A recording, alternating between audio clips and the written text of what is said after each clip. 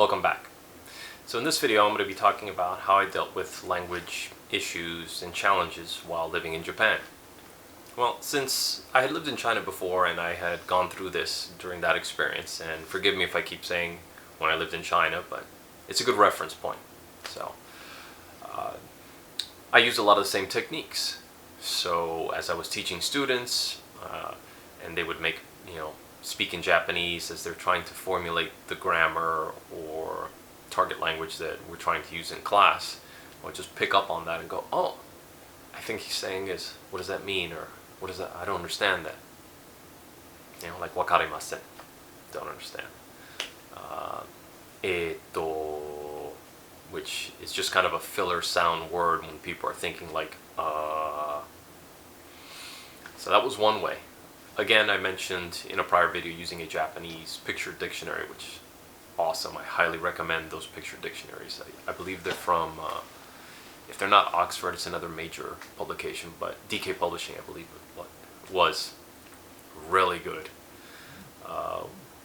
Which I used to spend the mornings, usually before work, go to a Starbucks, have a coffee, maybe have breakfast there, and bring the dictionary with me, get on my phone and write down a particular grammar point and just kind of practice it with different vocabulary words. Like if I wanted to say I'd like a coffee, kohi o kudasai, or cake o kudasai, or tea o kudasai, or whatever it was that I needed to say, so that I got used to the phrase and used to saying it, used to writing it, used to hearing it. So that was one way. Another thing I had done is I downloaded the Meetup app and had used it to find language exchanges throughout the city. Since I was in the Osaka suburbs but close enough to Kyoto, I could go to both of them. I could go to one in Osaka and one in Kyoto. I mainly went to one in Kyoto because I just liked the city, and when the exchange was over I can go out and have dinner and explore the city a bit before the last train and head back. So that was one of the kind of consistent things I had done in Japan to help me get used to the language, was go out to a Kyoto language exchange, which I believe was in an Irish pub off of, it wasn't too far from the Gyeong district. I don't remember at present where it was, but I think it was called the Pig and the Whistle. And you would pay us, 500 yen, and the way that it was structured was you'd go in, and the first, I think it was a 3-hour thing, so it'd be like the first half hour English, and then somebody would come by and, okay, Japanese, and then back to English, and then Japanese, and then like the last half hour it was like anything you want.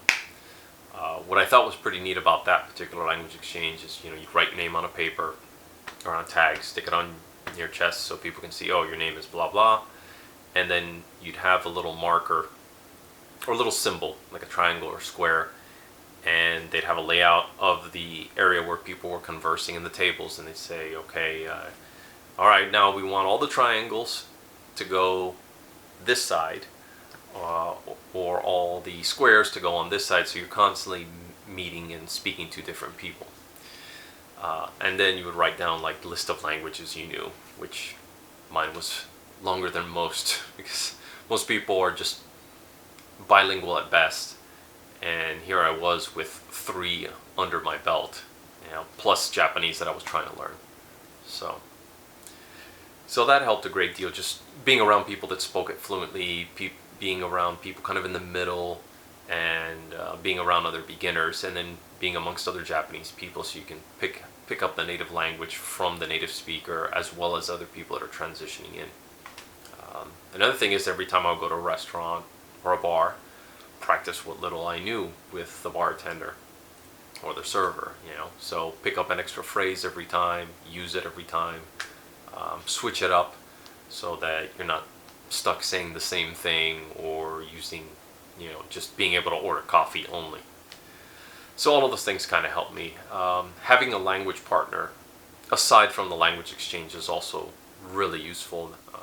There were a few people that I had met that I would meet for coffee or dinner, and afterwards, or maybe even during that time, I'd ask, hey, is it okay if we do a little practice in Japanese? You know, how do I say this or how do I do this? And then if they needed some help in English, I'd help them out as well. So that's also a really good and very inexpensive way to practice the language.